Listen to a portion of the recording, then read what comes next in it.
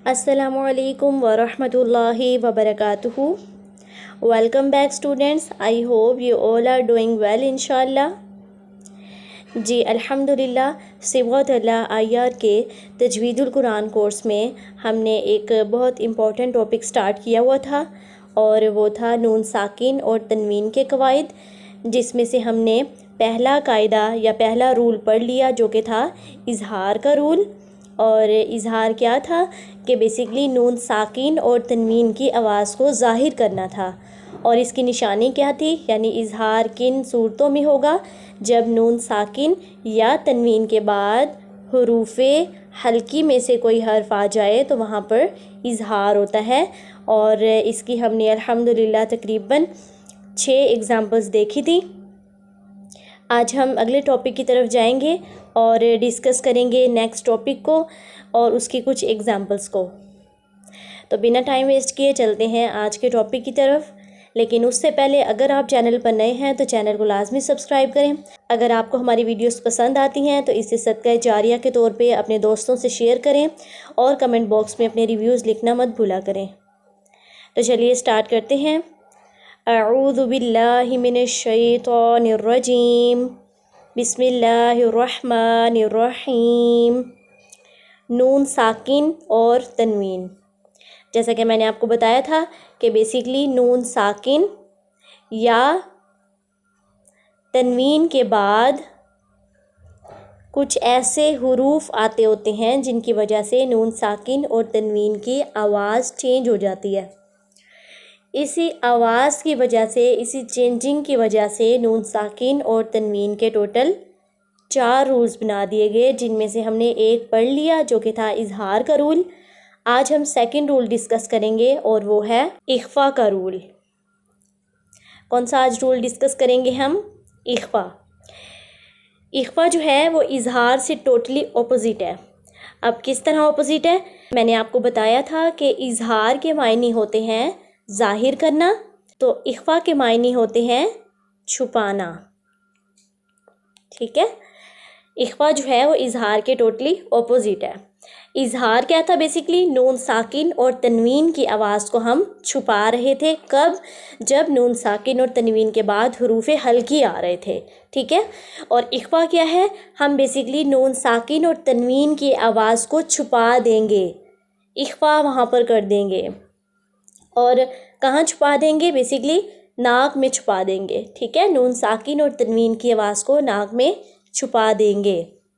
अच्छा, अब जैसे कि मैंने आपको निशानी बताई थी कि इज़हार किस सूरत में होगा, जब नून साकिन और तनवीन के बाद हरूफ़े हल्की आ गए। तो इख्फ़ा किस सूरत में होगा?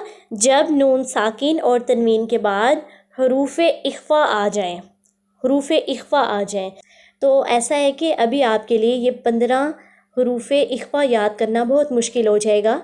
तो आप बस अभी ये याद रखें कि जब नून साकिन और तनवीन के बाद, जब नून साकिन और तनवीन के बाद हरूफ़े हल्की के अलावा कोई भी हर्फ आ गया, यानी हरूफ़े हल्की आ गया तो इज़हार हो जाएगा ना। इसके अलावा, इन सब के अलावा कोई भी हर्फ आ गया तो वहाँ पर हम इख्फ़ा करेंगे, यानी नून साकिन और तनवीन की आवाज़ को नाक में छुपा देंगे। होप सो आपको ये कायदा अच्छे से समझ आ गया होगा। अब हम चलते हैं इख्फ़ा के एग्ज़ाम्पल्स की तरफ। यहाँ पे देखिए, यहाँ पर आपको नून साकिन नज़र आ रहा है। नून साकिन के बाद क्या है? ता। क्या ता हरूफ़े हल्की में से है? बिल्कुल नहीं। इसका मतलब यहाँ पर इख्फ़ा होगा और इख्फ़ा इस तरह होगा, यानी हम यहाँ पर नून साकिन की आवाज़ को नाक में छुपा देंगे। इसको फ़मन नहीं पढ़ेंगे, इसको पढ़ेंगे फ़मा तबिअ, फ़मा तबिअ। अच्छा, अगली एग्जाम्पल देखिए, मिया समारतिन।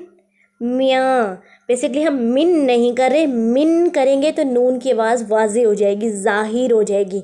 हमने ज़ाहिर ही नहीं करनी, हमने छुपानी है। इसको करेंगे मिया, मिया समारतिन, मिया समारतिन। इसी तरह अब इसमें देखिए नून साकिन के बाद जीम है और जीम हरूफ़े हल्की में से नहीं है, इसका मतलब यहाँ पर इख्फ़ा होगा। ठीक है, इसको पढ़ेंगे म्याजूइन, म्याजूइन। आगे म्यादूनिकुम। इख्फा बहुत आसान है करना, बस इस पे थोड़ी सी प्रैक्टिस चाहिए, ठीक है।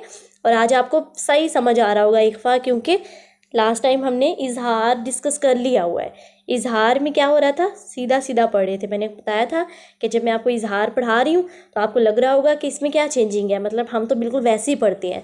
तो बेसिकली हम तमाम के तमाम अल्फाज ही ऐसे ही पढ़ते थे, यानी कि हम सब पे ही क्या कर रहे होते थे, इजहार कर रहे होते थे। तो कहीं पर इख्फा भी होता है, कब होता है, जब नून साकिन और तनवीन के बाद हरूफ हल्की के अलावा कोई हर्फ आ जाए, ठीक है, यानी इन 15 हरूफ में से कोई हर्फ आ जाए। तो अब देखिए जो हम एग्जाम्पल्स पढ़ रहे हैं, इसमें देखिए म्याजूइन, नून साकिन के बाद जीम है, जीम हरूफ हल्की में से नहीं है। म्यादूनिकुम, म्याज़हाबिन। फिर एक बात याद रखिए कि अपने पीछे वाले कवायद भूल के नहीं आने, यानी जिस तरह यहाँ पे देखिए दूनिकुम, दाल को खींच रहे हैं, वाव साकिन से पहले पेश, वाव मदा आ रहा है, ठीक है, इन चीज़ों को नहीं भूलना। काफ बारीक पढ़े हैं, मोटा पढ़े हैं, दाल को कैसे पढ़े हैं, ये सब नहीं भूलना आपने। अगली एग्जाम्पल देखिए, फ़अज़ललतुम, फ़अज़ललतुम। अब यहाँ पर भी फ़इन नहीं पढ़े, फ़इन ज़ललतुम नहीं पढ़े हम, फ़अज़ललतुम। ये जो या कर रहे हैं ना, बेसिकली यही इख्फा है, ठीक है। अच्छा अगली एग्जाम्पल देखिए, म साफ़िहा, म शाकारा, म्या स्वलिन। अच्छा बहुत से लोग ना इख्फा करते दौरान इस तरह पढ़ जाते हैं, मियन मियन। यही नून ही तो नहीं जाहिर करना ना, हमने नून ही तो छुपाना है। तो ये नहीं कि एंड में हम नून ले आए, नून जाहिर कर दें, ऐसे नहीं करना। म्या स्वलिन, या द्वललतु, या द्वललतु। अच्छा अगली एग्जाम्पल देखिए, म्या त्वीनिन, म ज़्वालामा, म ज़्वालामा, म्या फ़ुरूजिन, म्या क़बलु, म्या किताबिन, म्या किताबिन, ठीक है। यहाँ तक थी हमारी इख्फा की एग्ज़ाम्पल्स। बस ये होगा आपका आज का लेसन। मैं उम्मीद करती हूँ कि आपको आज का लेसन अच्छा समझ आया होगा। ये बात याद रखिए कि जो आज हमने टॉपिक पढ़ा है ये पिछले लेक्चर से टोटली अपोजिट था, यानी पीछे हमने इजहार पढ़ा था, आज हमने इख्फा पढ़ा। इजहार बेसिकली चीज़ों को ज़ाहिर करने को कहते हैं और इख्फा छुपाने को कहते हैं।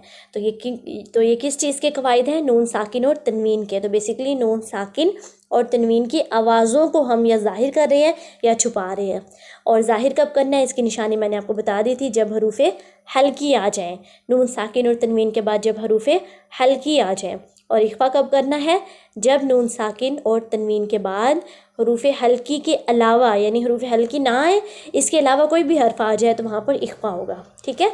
बाकी ये मैं आपको यहाँ पर मैं आपको ये कह सकती थी कि ये 15 हरूफ याद करें, तो ये आएंगे तब यहाँ पर जो है वो इख्फा होगा, तो ये आपके लिए बहुत मुश्किल हो जाएगा, ठीक है।